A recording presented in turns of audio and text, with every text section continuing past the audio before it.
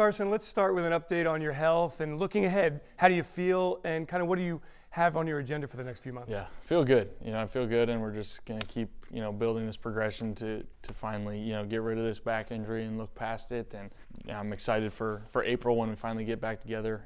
That's always a fun time. And the next couple months, they're filled with, just keep building this rehab and this progression through it, along with some other foundation type things that are fun going on, and then a trip here and there, just to finally get a little time away from the game a little bit. So it's exciting. We will get to those foundation things in just a moment, but how do you think having an off-season, a full off-season to really train, how do you think that's going to benefit you?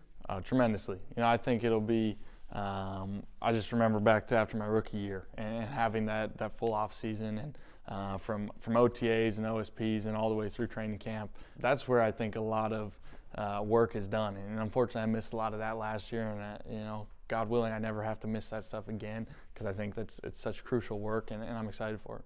What things do you really specifically want to work on? I got to keep, just getting this knee in the back, behind me. So those are things that I got to keep building. But just in terms of football specifically, timing and just getting back in the swing of things with the guys, and again, getting that full off season of timing and working together, just kind of the whole experience from all the way through in the meeting room and everything that I just missed, last off season. What was 2018 like for you, Carson, and the team, your performance? How would you analyze that, and what do you build off from this past season? Yeah, just like the record was and just how the season was, it was a roller coaster for the team. It was a roller coaster for me, just trying to get back from injury, missing the first two, then playing, and missing the last few again. Emotionally, kind of a roller coaster for me, and then I know for the team as well. Just we were so close in a handful of games, and we had that losing record and turned it on at the end, and I wasn't playing, so it was just a combination of a lot of emotions going on, but it was really cool to see the guys kind of just rally around each other and find ways to win games late in the year, and came up a little short there at the end, but I thought it was just a great sign of resiliency that the guys showed to get in the playoffs and then do something. The old saying is, what doesn't kill you makes you stronger. Is that the silver lining through these last couple of years with the injuries that you've had? Yeah, I think so. It's something I want to put behind me and God willing never have again, but it's football. You can't control a lot of the injuries. So I've learned so much personally, spiritually through these things, and I've been challenged and stretched in a lot of different ways. And so hopefully it's behind me and I can just use what I've learned from it to hopefully have a long, successful career. New roles in 2018 for Mike Groh, for Press Taylor.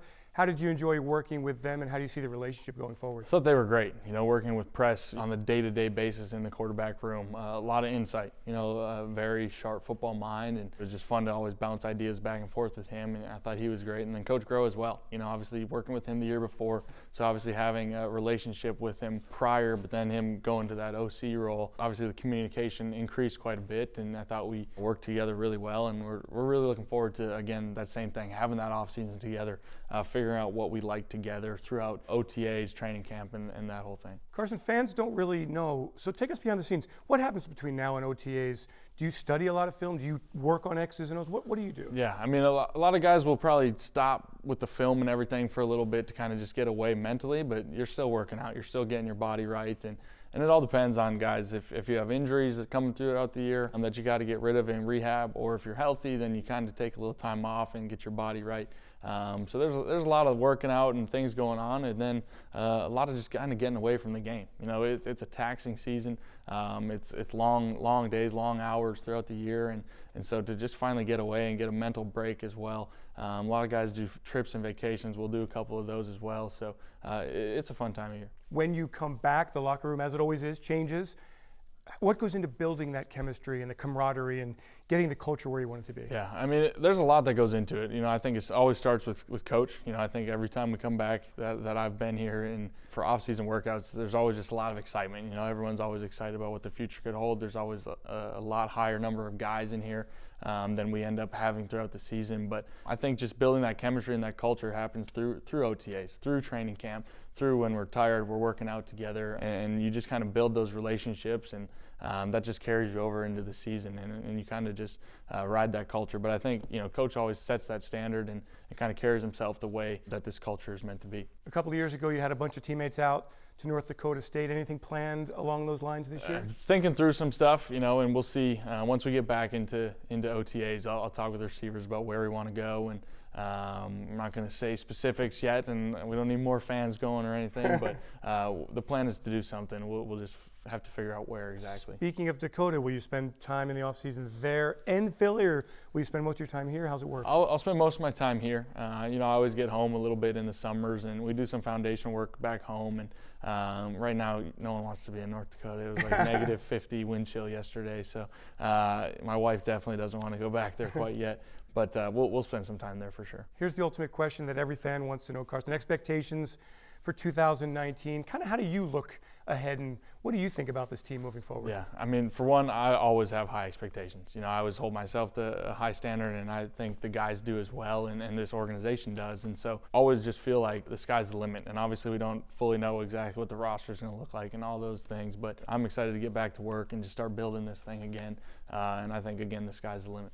Carson, you have a great relationship with the fans. And speaking of them, May 31st at Citizens Bank Park, the second annual Audience of One Foundation charity softball game. Yeah. First year, 25,000 fans, $850,000 raised.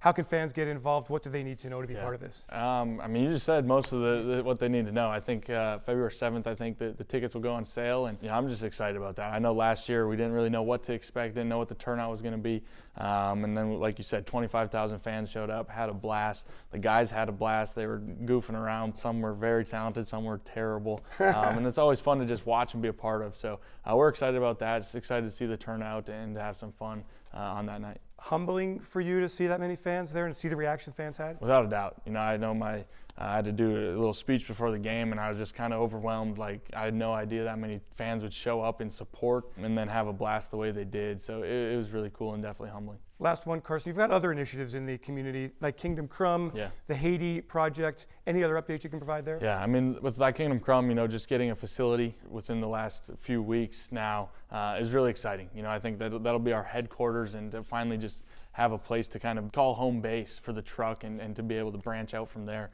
is really exciting. And I think the future is looking really bright for that, and the support we've had has been amazing. And then with Haiti, we'll be going back again this spring, bringing some of the guys again, and that's always fun to just go and be a part of what they're doing down there and impact people, and then you always leave impacted as well. So there's some really cool things going on with the foundation for sure. Carson, thanks so much. Have a great offseason. Can't wait to see you back in the football field. Thanks, Dave. Appreciate it.